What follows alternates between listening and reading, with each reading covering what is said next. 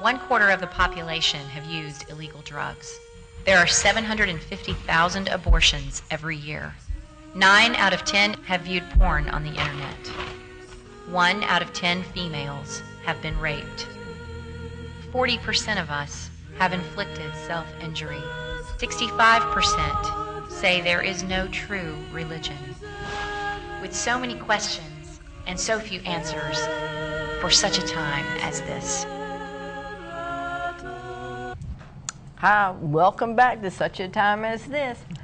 Hope everybody had a good Christmas, a good New Year. We did, and we're starting our first show out of the season. Ah, yes. And from what I know, what Vicki, let me start all over. Vicki is not here with us today, our elderly, mature, wise one. But she says she will return. And of course, we've got Betty. And I thank God for Betty. I can call Betty at the spur of the moment, and she's like, yes. And we got Harriet. Yes. But what I was saying, this is our first show of the season. And we've got an author today. We just met her, but I like her already, first meeting. And her name is Sally Tucker. And I think we're going to start this season out with something that's probably y'all have heard about. It's been forefront in the newspapers. It's been forefront on schools. It really needs to be taken seriously. And it's about bullying. But I believe Sally has put kind of a different turn on bullying. And it's going to make it, I think, quite interesting. And I won't call bullying fun, because bullying is definitely not fun. But how Sally presents it, especially for smaller children, which is at the age that they should be taught not to bully, she has illustrated a children's book of it. And it's called Leo and Apollo. And it's called Am I a Bully?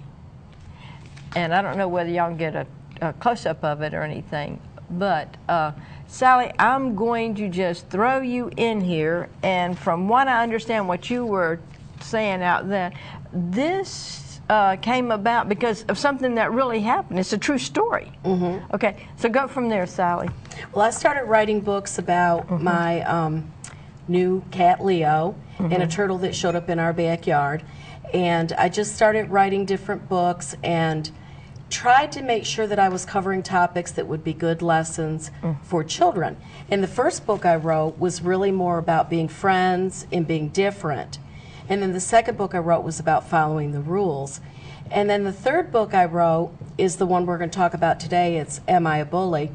And I incorporate being different, being able to be friends when you're different, and also bullying, and how the person that's bullied feels, and what lesson the person that does the bullying needs to learn.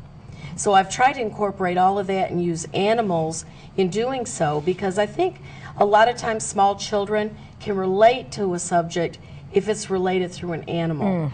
And so a lot of times I go to schools and I read my books at the schools for different age groups, and we discuss the bullying afterwards, and the kids really do get it. They understand. And we talk a lot about being different as well as about bullying. Now let me ask you, what made you write this? I mean, how did this come apart? I know you've got Turbo, who's a squirrel, and so he just comes. How does he come into the picture? I mean, let me rephrase this. Okay. Are you sitting out there in your backyard? Okay. Well, I call the area where the characters live their backyard world, and this really is my backyard. And what happened was, I've always wanted to write a book. I went out and I was standing on my back porch, and I was watching my cat interact with this gopher turtle. And the cover of the book, it is a real picture from my backyard of the turtle and the cat. And when I saw them together, the light bulb went off, and I said, wow, what a good lesson for children and adults alike, that you can be different and you can still be friends.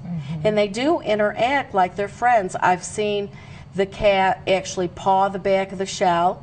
The turtle never withdraws into the shell when they're together. They just lay out there in the sun.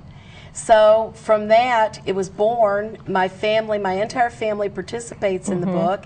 We call it a family affair. So we all work on my books, and from there, I was only going to write one.